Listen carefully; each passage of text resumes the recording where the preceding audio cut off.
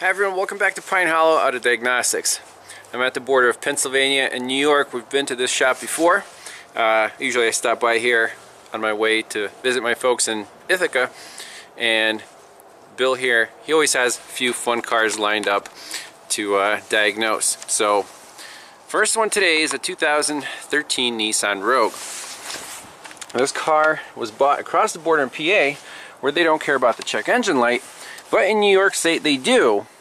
And the check engine light came on right when they crossed the border, setting these codes. So you got 420, 171, and a 300.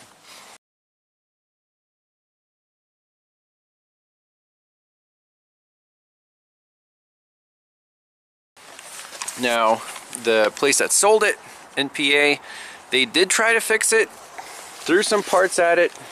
Bill tells me they put on coils, plugs, O2 sensors, you know, the classic stuff, but it's still, he said, under slight load going uphill, you can feel a miss. So let's start it up, take it for a test drive, look at some live data, and see if we can narrow down this problem.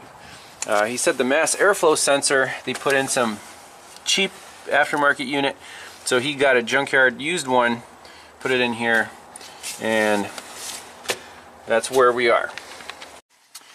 So in special functions, we do have misfire count real time. Let's start it up, see what happens.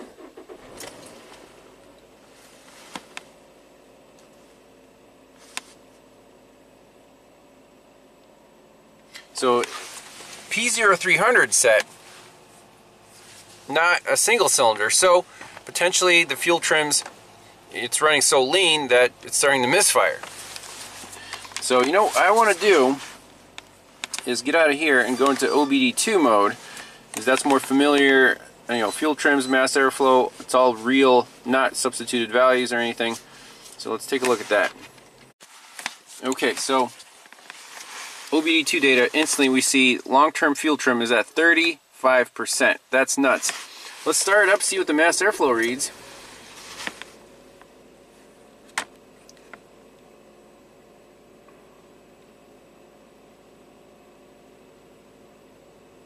It's definitely not running as smooth as it should be. Look at that. Short term went up to 25. It's pegged out. Now let's see. Let's put it under a little load.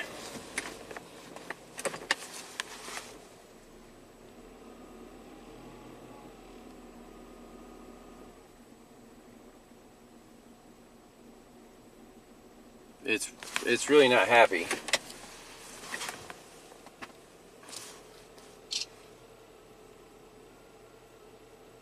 Wow. So I want to warm it up fully, and we'll see what the mass airflow sensor reads.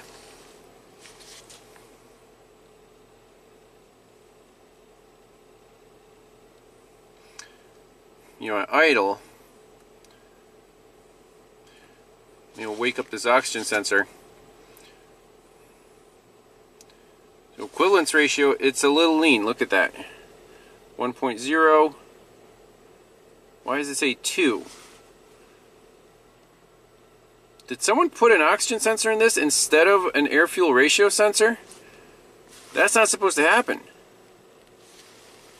Let me also plot bank 1 sensor 1 voltage.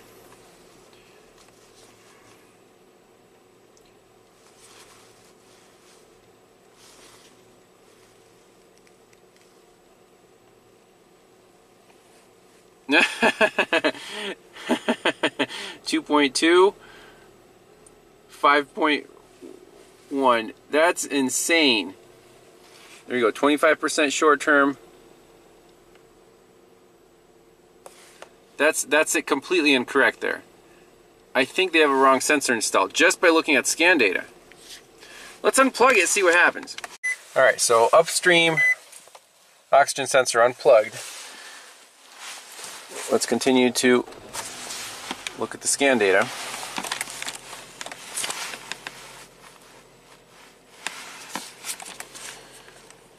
Let's see if it evens out at all, or what it tries to do. It seems to be much happier. Now we can use the downstream sensor once it warms up to actually see what the mixture is doing.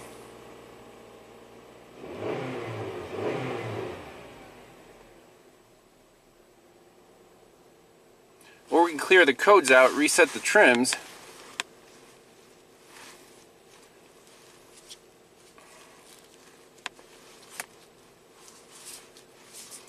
Let's go back to live data.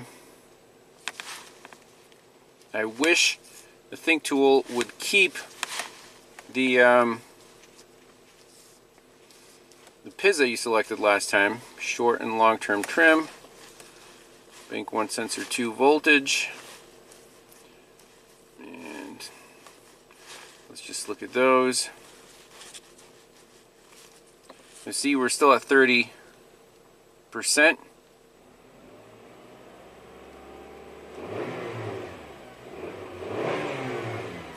So the downstream is responding. Okay.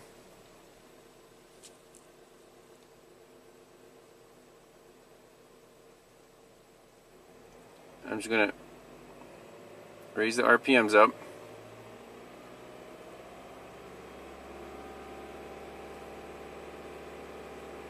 Yeah, it's definitely stuck rich right now because of that trim. So we need to go back into Nissan, reset the adaptives.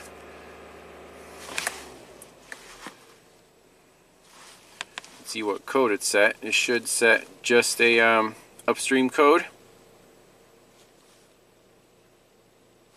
Nope. Closed loop fault detected. Okay. There you go. Bank 1 sensor 1 heater. Alright. Let me log back into Nissan and clear those adaptives. Alright, so under work support, self-learning. Let's see, function allows self-learning control value to be cleared. Okay, so let's do that. Start. Boom. Stop. Excellent. Now, let's go back into OBD2 data and look at the fuel trims, see if they reset to 0. Okay, exactly what I wanted to do. See, long-term fuel trim is now 0%.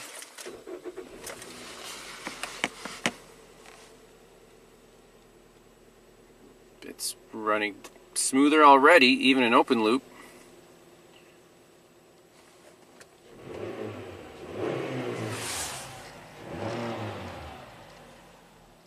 Okay. So it will not go into closed loop because you can't see the upstream sensor at all. It seems to be really happy. I'm going to take it on a test drive. Watch what happens to bank 1 sensor 2. And, you know, that should be somewhere in the middle, but it might be a little rich as a default strategy. But I want to see how the car drives. If it runs just fine, super smooth, then we'll put an upstream air fuel ratio sensor in it, not an O2 sensor. I mean, it looks exactly like an O2 sensor. 4 wires, you know, 2 blacks, a white and a blue. Same, it plugs in, but it's the wrong sensor, I'll tell you that right now.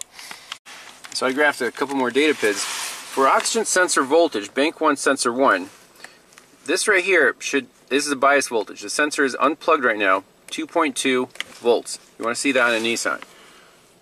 The downstream is about half a volt. Okay, so far so good. And if I, you know, does it respond? Yes, it can drop lean. So it might still be warming up a little bit. But this car is as good as fixed. It's running super smooth now, no misfires. Alright, well, definitely needs an alignment. Steering wheel's super crooked.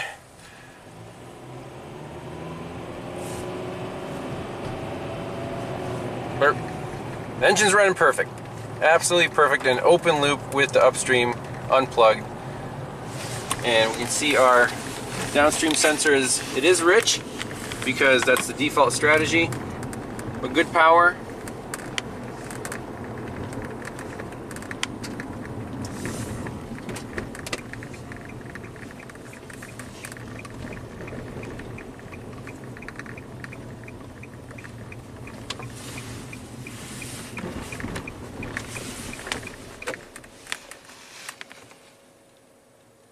Excellent. So once Bill puts in a proper Denso upstream air-fuel ratio sensor, this car will be very happy. So I'll take a picture of that, and let's just make sure it didn't set any other codes. Yep, just heater control circuit, P0031, and then P1148 closed loop fault detected. So we're done with this Nissan.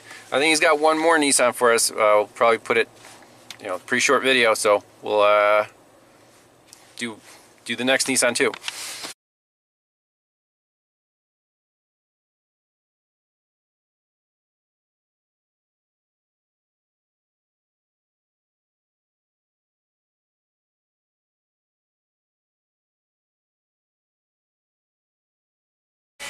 Alright, next Nissan on the menu, we have a 2000, what is this thing, 13, Nissan Juke, 102,000 miles, and the transmission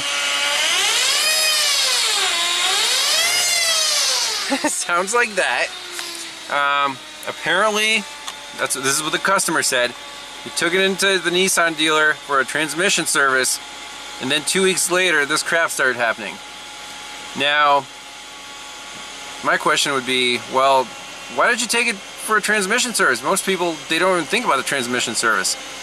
Were there some problems starting, before you took it in for the service? Perhaps. We don't know.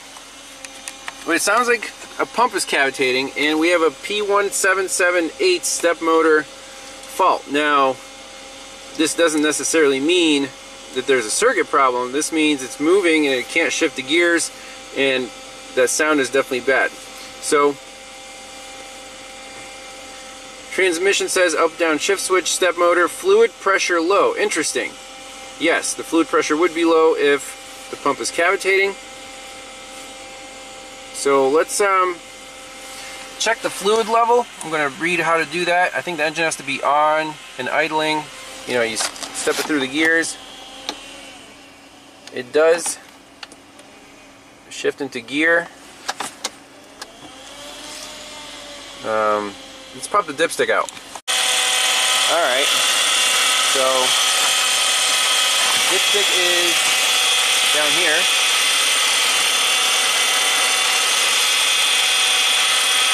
And you see the level is a little bit below this mark here. And it's a little foamy. So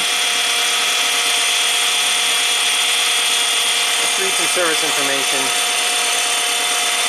maybe top it off, but yeah, I don't have high hopes. So here's the graph for the line pressure inside the transmission. And put it in gear. If you rev it up, it goes to 900 psi. Put it in neutral, about 900. Put it in park.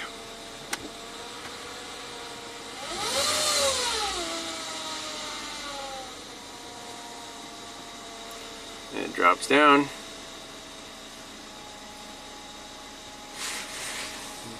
Alright, just for reference.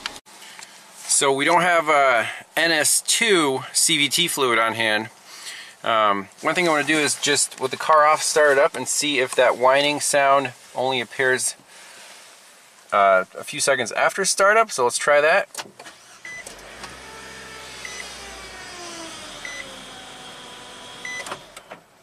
Pretty much right away. Eek. Not happy.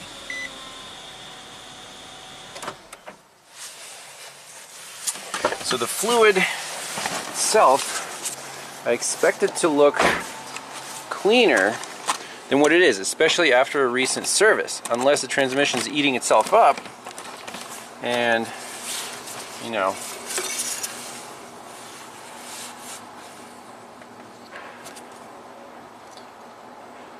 so it's supposed to be almost clear on a dipstick, but it's kind of brown.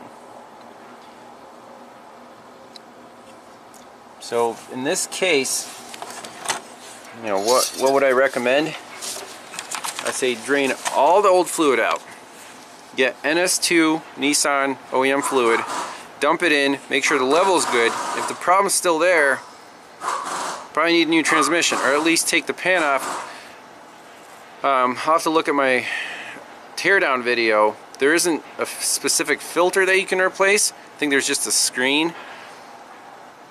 Maybe take the pan off while you're draining the fluid anyways. The pan's all rusty. Maybe get a new pan for it. But you want to check for debris on the magnets. See if something's clogging that pickup screen. Because this is a classic sound of a pump cavitating, and then it can't build pressure when it's really, you know, when it really needs to. So that's the end of the diagnosis on this one. If the fluid change and filter screen cleaning doesn't help, it's going to need a new transmission. These are not rebuildable, not serviceable, and a replacement cost, even a used one's like $3 grand, so not recommended.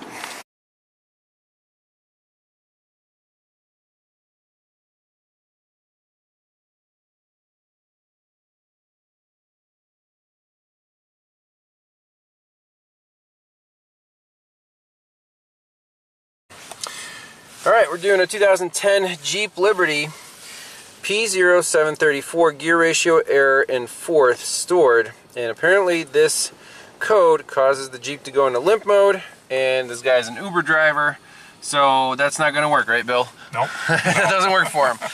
So let's clear all the codes out. We need to get it into 4th gear, and we'll see what it does. Right back from the main screen. So we'll say clear DTCs, and then we'll shut the engine off, key on, yes. Alright, so everything's cleared out. Let's reset the computer. We'll jump in here, look at some scan data. So the PCM is responsible for the engine and transmission controls in this Jeep. And we want to look at the current gear, and then the torque converter slip, targeted gear, and then I think it was present gear TCC state. So we'll take it out on the highway, see what happens. Alright, we're in 4th gear, and the torque converter should lock up once we get up to speed here. So we're at 3,000 RPM. See if you go a little lighter on the throttle, will the torque converter lock up here? 4th gear, yep. There we go, applied, good.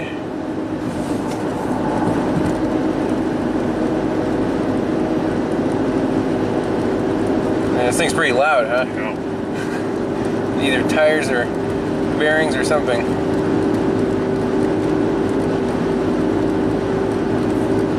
Okay, applied, just hold it right there. 4th gear.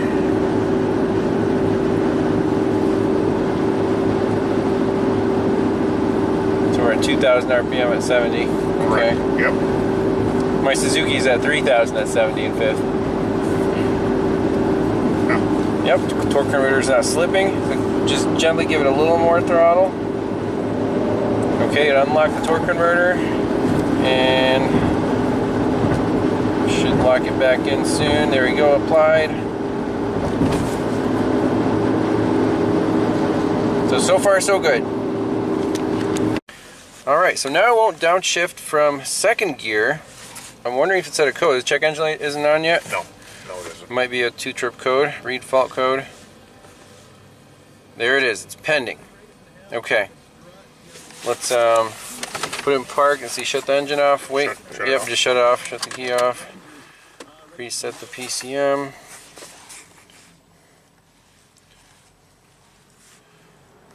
And go ahead and fire it up. Let's see what gear it's in. And put it in drive. Okay, now it's back to 1st. So I don't know why the owner is disconnecting the battery every time. Alright, let's drive it again. One more exit and see what happens. Okay, so the check engine light just popped on, it beeped, right? Yes. And what I saw was the change in target gear is shifted here And then present gear, it took a little while to kick into 4th gear. Not like literally maybe 1 or 2 seconds. And that's exactly when it went bing and then popped the light. So it's kind of it was slow to shift into 4th. The other gears, it seemed to follow pretty closely. So this is going to be another mechanical fault. On this model, it doesn't have a dipstick. It just has a plug in the dipstick hole. So there's no way to check the fluid level, the fluid condition, fluid color, smell the fluid. Recommendation is going to be drain the old fluid, see what it looks like. Maybe drop the pan, check the filter, and then fill it with fresh fluid to the appropriate level. However that's done, you know, check OEM service info, clear all the codes out, take it for a drive. If the problem's still there, it's possible that the transmission internals are getting worn, like the bands, the clutches, and it's slow to shift into gear. At that point, you're looking at probably a used transmission. And considering this guy's an Uber driver, he's probably pretty hard in this transmission, so if this fluid's all dark and nasty, fluid flush might not fix this problem. So that's it for this one. Again, some parts might be required, Bill, but not an electrical problem. That's you know, that's what I'm here to tell Bill, and then he'll take it from here, and I'll keep you guys posted. So thanks a lot for watching. We'll see you next time. Bye.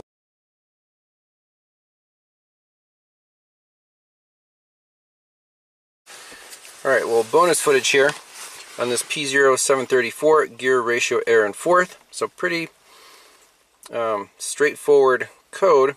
Transmission uses 2 speed sensors, input and output, compares them, and whenever it's in a certain gear, if the ratio doesn't match up, it sets the code, and it'll go into limp mode after 4 gear ratio error events. So possible causes: internal transmission, solenoid pressure switch assembly.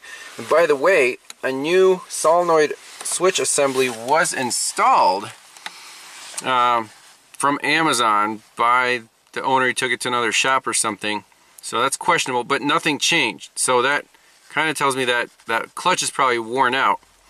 I wish I would, you know, I could see the old fluid. If it was completely dark and black, then that indicates clutch wear internally to the transmission. But let's see the diagnostic procedure here. Is there any loss of prime, line pressure sensor, DTCs present? Nope. Check for intermittent operation. Here we go. Check if DTC is current. If using a scan tool, perform a 4th gear clutch test. Follow the instructions on the scan tool. Increase the throttle angle or TPS degree to 30%, no more than a few seconds. Do not overheat the transmission. Let's try that bidirectional control and see if it slips in. You know, we can try 1, 2, 3, and 4. See what happens. Alright, so in the PCM menu, let's see if it's under special function.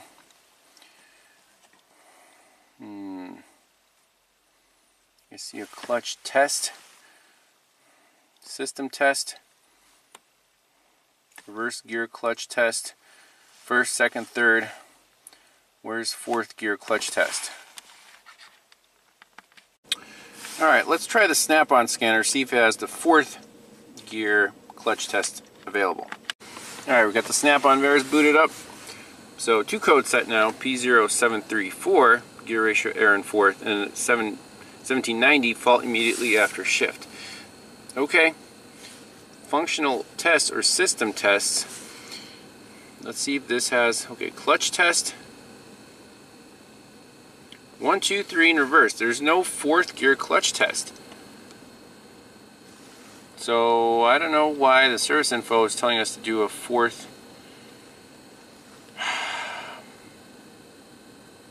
gear clutch test. Let's clear the codes out just.